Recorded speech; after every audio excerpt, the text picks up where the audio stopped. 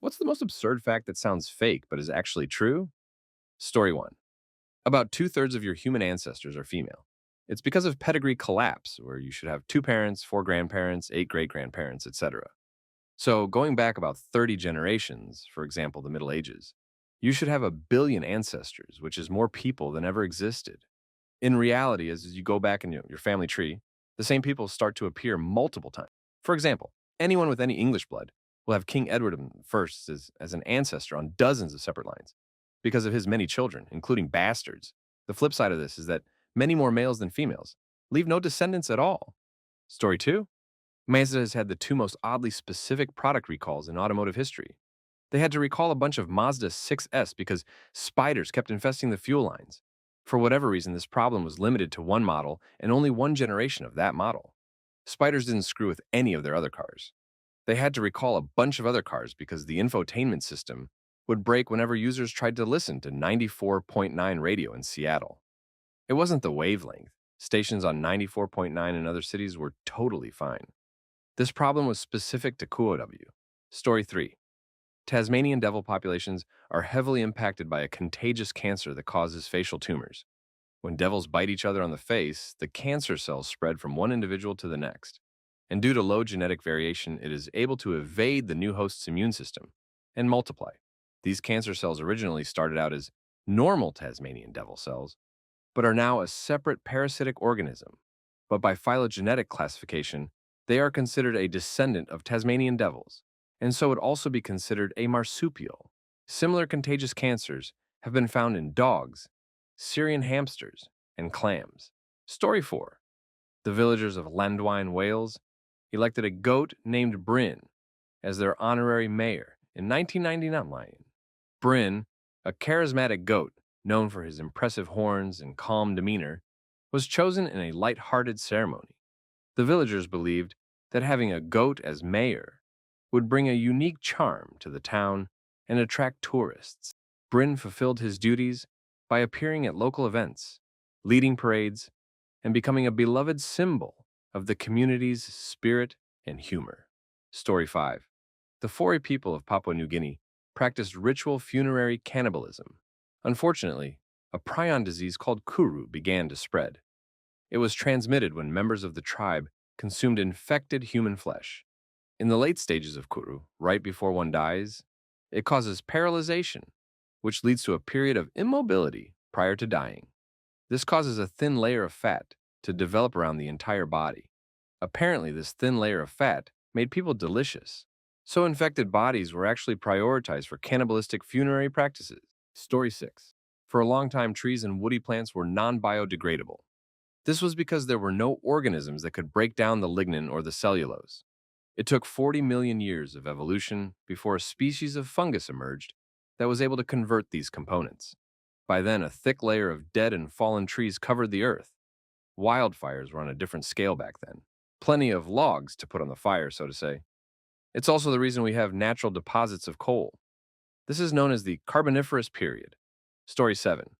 Found this out yesterday, but in 2011, a guy in Australia found what was essentially an infinite money hack on the ATMs where he could press transfer and transfer as much money as he wanted between his accounts. It would say the transaction was canceled, but it wasn't canceled.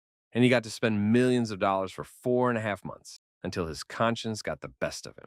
He tried to turn himself in multiple times and even went on TV to tell people about what he was doing, stealing millions from the banks. Despite trying to turn himself in, it took quite a while for anyone to investigate him. And when they finally did, he only got 1 year in jail and only forced to pay back a fraction of the money he stole. Pretty cool story. Story 8.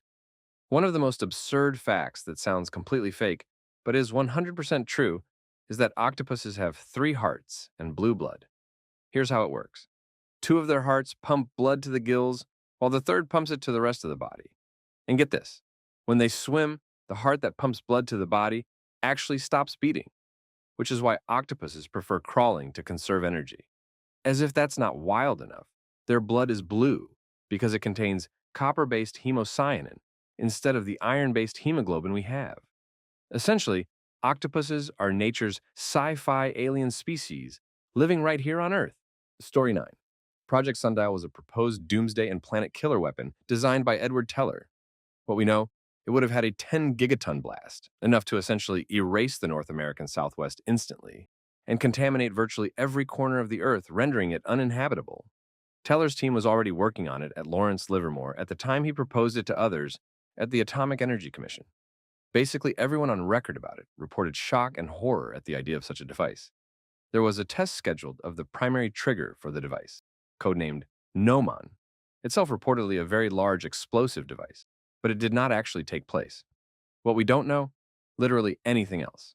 Notably how it would have worked or how far they got. It's still classified. Story 10. With our current understanding of astrophysics, we will never travel the stars, they are too far, and there is no technology to even come close to the light barrier. There's also the fact that the universe is forever expanding exponentially. You can't factor for infinity. There is 0 point in Musk's attempts to colonize Mars. If we can't control this planet, we are going to fail miserably with even more extreme ones. He's wasting money by tricking stupid people into giving him what he wants with scary words. People point to the warp drive theory, but you would need a ship with an engine the size of the sun or Jupiter. Both are insanely large tasks that we have no clue how to even start. Further, you are just creating a star inside the engine isn't going to move. The human body evolved to live on Earth. Once taken off of our planet, our bodies begin falling apart in multiple ways. Hearing loss, bone loss, muscle loss, madness, radiation sickness, the lack of Earth's frequencies, it's all bad. If humans want to travel the stars, we better learn how to use magic, because the universe is a cold, uncaring place, and we weren't meant for it. Story 11. Virginia opossums have 13 nipples. No other animal has an odd number of teats. Fortune cookies are an American invention.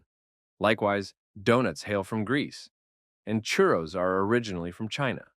Childbirth can make you go blind, lose your teeth, or even in at least one notable case, make you severely allergic to water. You're more likely to be killed by a vending machine than a shark, and you're more likely to be killed by a cow than a vending machine. In 1987, a man managed to drive 14 miles, murdered his mother-in-law, and attacked his father-in-law, all while he was technically asleep. He was eventually acquitted after his brain activity during sleep was studied and found to be highly abnormal. The Byzantine Empire fell to the Ottoman Empire because someone forgot to lock one of the main gates to the city. Abraham Lincoln's son, Robert Todd Lincoln, was saved by another passenger after he fell off a train platform onto an active track. The man who saved him was none other than Edwin Booth, John Wilkes Booth's brother. Cleopatra, 69 to 30 BCE, lived closer to the opening of the first Pizza Hut, 1958 AD, than the last pyramid's completion, 3,500 years ago. A book written in 1898 called Futility, or The Wreck of the Titan, predicted the events of the Titanic's sinking with eerie near accuracy, including location, the month, and the ship's overall design and specs. Story 12. The earliest known example of a person's name belonged to a record keeper or scribe. It's thought that human writing was invented because of the need to record transactions for later recall, and this resulted in a fairly rich set of contracts that could be recognizable even today. And of course, for an entire class of scribes to write and read the contracts.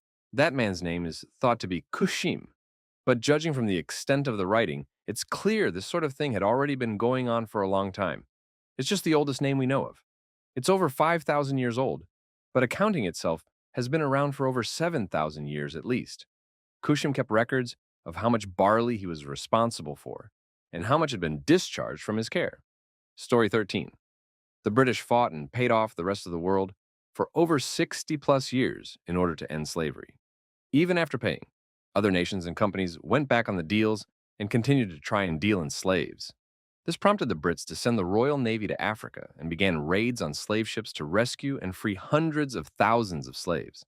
Considering the pushback towards the British for this stance, had they not done so, it is very conceivable that the Atlantic slave trade would be alive and well today. Story 14. The reason people want to squeeze things that are super cute is because your brain wants to kill it. When you look at things like babies or puppies or kittens or whatever, the overwhelming feeling of cuteness confuses your brain. It sets off the same stuff that pain does, but without the actual feeling of pain. so your brain doesn't know how to process it. Basically, your brain is like, this thing is causing big feelings, and those usually aren't good, so we must be threatened. And so your brain triggers kind of like a fight or flight response and makes you feel the overwhelming urge to squeeze the thing because it wants you to kill it so you won't feel the big feelings anymore. Story 15. Edgar Allan Poe wrote a book called The Narrative of Arthur Gordon Pym of Nantucket, in which a group of men are stranded at sea.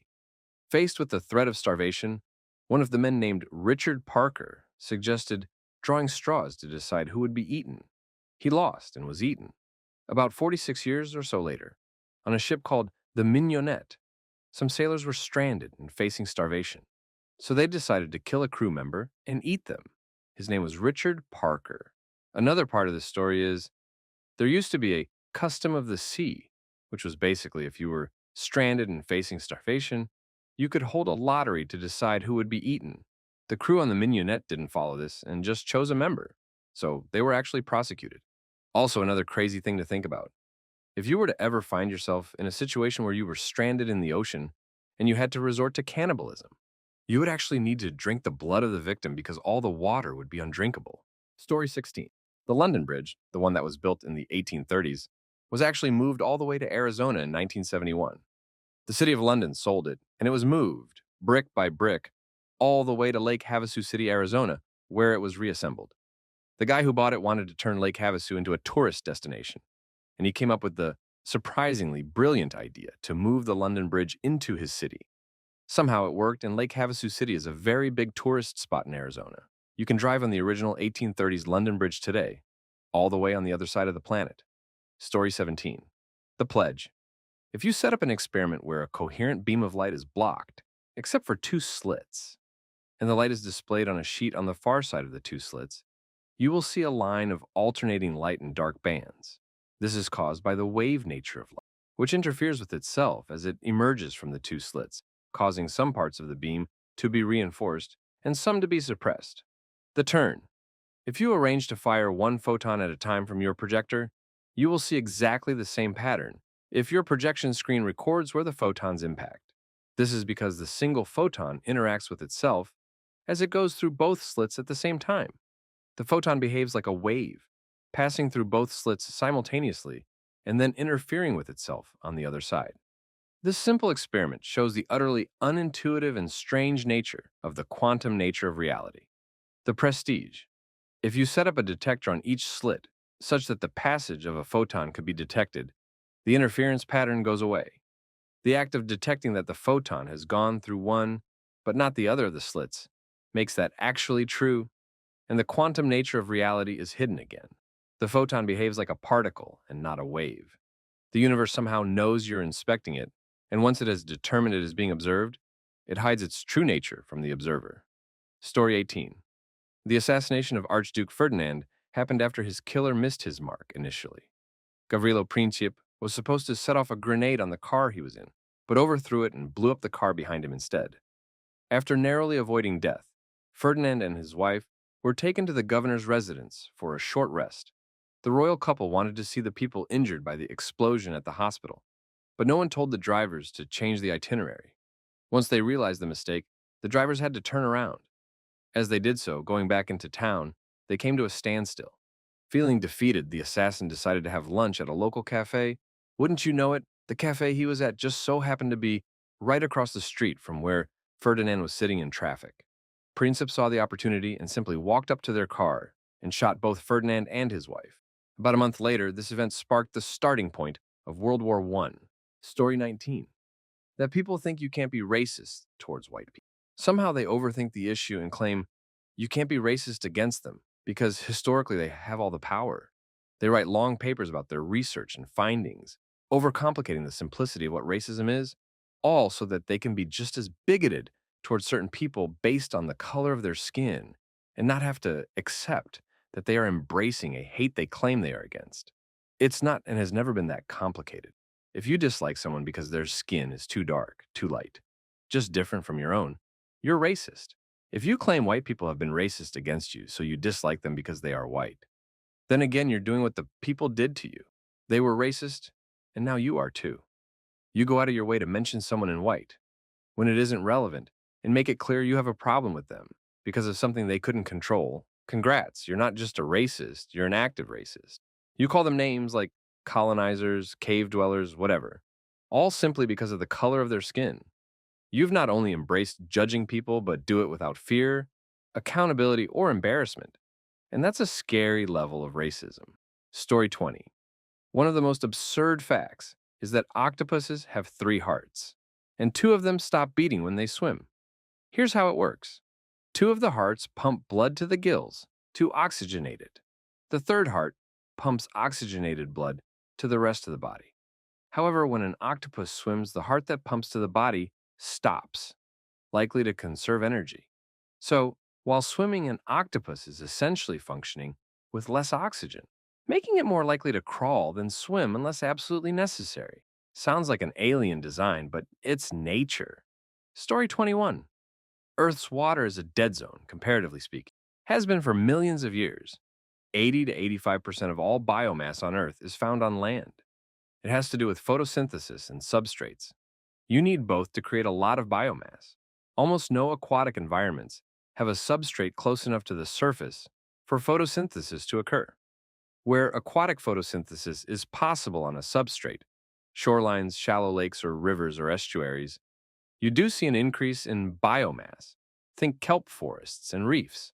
But shorelines take up almost zero of a water body's area, so most aquatic substrates are dark. Kelp doesn't work in most aquatic environments. It can't get sunlight. Also, kelp isn't a plant, but I digress. Turns out, most of the Earth's aquatic environment is deep ocean, so basically no life there, because the large plants or plant-like things that might grow there can't get enough light to do so. Some life exists by scavenging, some by chemosynthesis, but they're rare and have negligible biomass. On the other hand, almost all land has both sunlight and substrate, so things almost always grow on land. And when the conditions are right, and they usually are, you get a lot of things growing. But all that said, there's a further bit of trivia here. The vast majority of Earth's biomass, again about 80 to 85%, is made of plants. But in the water, most of the biomass is animals. Earth's waters are mostly full of consumers, not producers. It wasn't always so, however. Story 22. There's a worm called the hammerhead worm. It's damn near immortal. They also produce a toxin that can cause death in extreme cases. What's more is, there are so many types of hammerhead worms that it is highly unlikely you will see the same exact kind twice in your lifetime. Oh yeah, also they can grow over 3 feet long or roughly 1 meter. Stomp them, they will just repair themselves. Cut the head off and it grows a new body. So far the best method of killing them, as they are a carnivorous invasive species in the United States, is to pour salt on them. Story 23. I broke both of my pinky toes on a train in Paris when I was 9 because two people were standing close next to me, and the train shook 2 times, causing the old man with the cane on the left to smash my left pinky toe with his big cane. And a full-blown drag queen misstepped and crushed my right pinky toe with her hot pink giant high heel. They were giant. Only my mom and dad saw it. My mom covered her mouth with the shmotion, and my dad raised his eyebrows and put them close together and made an O shape with his mouth. My pinkies were sticking straight out. I felt my face and neck get very hot from the pain, embarrassment, and having to hide it. I made a KSS sound with my mouth. The drag queen in hot pink said something in French and rolled her eyes, may have been unaware of what happened. I don't even know. It had to have been the weirdest thing that ever happened in my life. I still ask my parents constantly if that really happened, and they say yes and do not ever talk about it, because it just sounds insane. I've told people and they laugh uncomfortably and tell me that's a fake memory, but it's not. I'm 19 now, so that was only 10 years ago, and I remember that memory clearly and the feeling of my toes breaking. Maybe I didn't scream because I do have Ehlers-Danlos and I've broken and dislocated lots of my joints and bones, but it's just insane to me. Story 24. The Spartans hated freedom, even by the abysmal standards of ancient Greece. No society in history had a greater percentage of slaves. They were also not superior individual fighters. Life under Sparta was so intolerable that they actually managed to produce a slave revolt with their trashy ideology in an economic environment where such things were unheard of. And abolitionism was effectively not even invented yet. Despite winning the Peloponnesian War, they lost it all to revolution because they were useless, obsolete conservatives who are incapable of adaptation. Zack Snyder and every right-winger is an illiterate who doesn't do research. When Sparta fell, the world gained. The myth of Sparta has been upheld throughout history by out-of-touch aristocrats who love subjugation. After learning about Greek history, and in my opinion, every football team who calls themselves the Spartan is just slapping a trashy little rich boy label on themselves. Not the image I think they would like to evoke. That goes for military units as well. Story 25. I always found this experimental spy or warfare story outlandish. Humi was a top-secret, sulfurous, non-lethal chemical weapon developed by the American Office of Strategic Services during World War II, to be used by the French resistance against German officers. Humi smelled strongly of fecal matter and was issued in pocket atomizers, intended to be unobtrusively sprayed on a German officer, humiliating him and, by extension, demoralizing the occupying German forces.